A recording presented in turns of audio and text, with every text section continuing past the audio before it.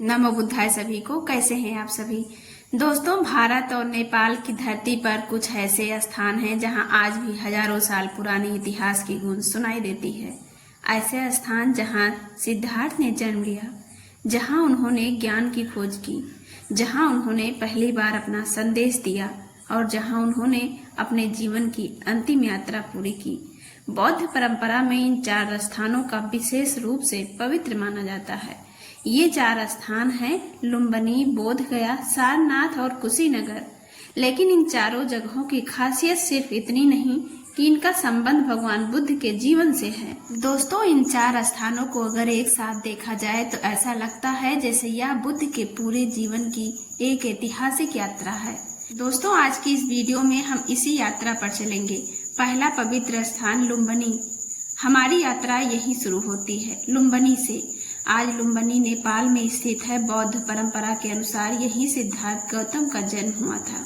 कहा जाता है कि उस समय यह क्षेत्र शाक्य गणराज्य के आसपास का इलाका था। सिद्धार्थ के पिता का नाम शुद्धोधन और माता का नाम महामाया था। बाद में यही सिद्धार्थ दुनिया में गौतम बुद्ध के नाम से प्रसिद्ध हुए।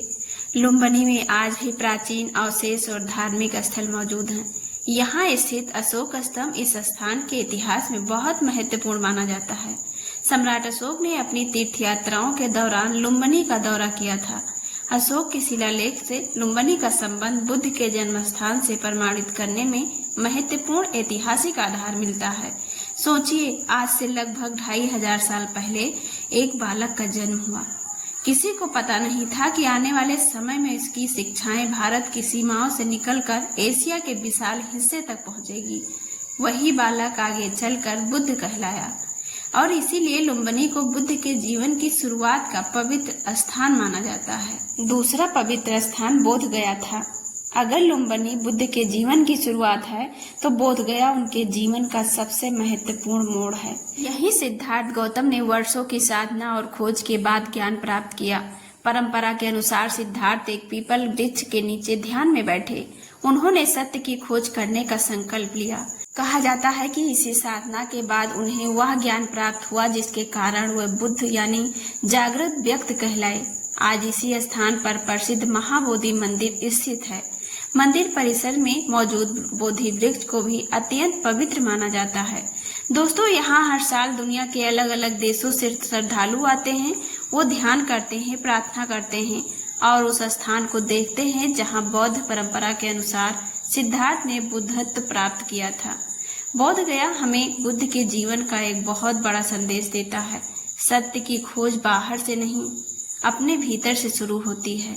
तीसरा पवित्र स्थान था सारनाथ। ज्ञान प्राप्त करने के बाद बुद्ध ने अपना संदेश केवल अपने तक सीमित नहीं रखा, वह लोगों तक पहुँचे और उनकी यात्रा उन्हें वाराणसी के पास स्थित सारनाथ तक ले आई। सारनाथ का प्राचीन नाम ऋषिपतन या मृगदाव से भी जोड़ा जाता है।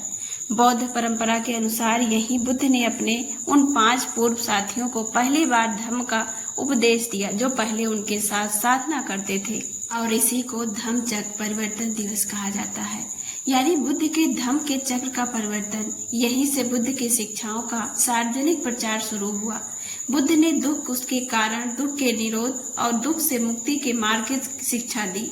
उन्होंने मध्यम मार्ग पर जोर दिया। उन्होंने बताया कि जीवन में जागरूकता, नैतिकता और सही समझ का कितना महत्व है।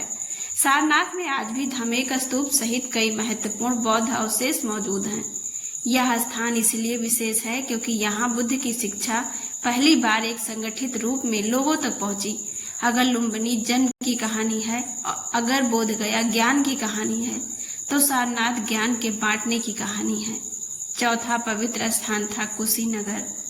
बुद्ध के जीवन की अंतिम महत्वपूर्ण घटना यहीं से जुड़ी है। बौद्ध परंपरा के अनुसार कुशीनगर में बुद्ध ने महापरिनिर्वाण प्राप्त किया। उस समय उनकी आयु लगभग 80 वर्ष बताई जाती है। बुद्ध ने अपने जीवन का बड़ा हिस्सा लोगों को धम्म का मार्ग समझाने में बिताया। वो एक स्थान से दूसरे स्थान तक गए। उन्होंने लोगों को करुणा, प्रज्ञा, नैतिकता और जागरूक जीवन का मार्ग बताया और अंत में कुशीनगर में उनका जीवन प्रवास समाप्त हुआ। आज कुशीनगर में महापरिनिर्वाण मंदिर और उससे जुड़े प्राचीन बौद्ध अवशेष दुनिया भर के श्रद्धालुओं को आकर्षित करते हैं। कुशीनगर हमें बुद्ध के जीवन का अंतिम संदेश का याद दिलाता है कि जीवन परिवर्तनशील है, हर चीज समय के साथ बदलती है। इसीलिए मनुष्य को जागरूक होकर जीवन जीना चाहिए। 4 स्थान, एक पूरी जीवन यात्रा। अब जरा इन चारों स्थानों को एक साथ देखिए। लुम्बिनी में जन्म हुआ, बोध गया में ज्ञान प्राप्त हुआ, सारनाथ में प्रथम उपदेश दिया, कुशीनगर में महापरिनिर्वाण। यानी इन 4 स्थानों में बुद्ध के पूरे जीवन की एक कहानी दिखाई देती है। एक बालक का जन्म, सत्य की खोज, ज्ञान की प्राप्ति, ज्ञान का संसार के साथ साझा करना और अंत में महापरिनिर्वाण। इसीलिए ये चारों स्थान बौद्ध श्रद्धालुओं के लिए अत्यंत महत्वपूर्ण तीर्थ माने जाते हैं। सम्राट अशोक की भूमिका, इतिहास की बात हो या सम्राट अशोक का नाम न आए, ऐसा संभव नहीं। 3री शताब्दी ईसा पूर्व में सम्राट अशोक ने बौद्ध तीर्थ स्थलों से जुड़ी यात्राएं की और कई स्थानों पर स्तंभ तथा स्मारक स्थापित करवाए। लुम्बिनी में मिला अशोक स्तंभ इसका महत्वपूर्ण उदाहरण है।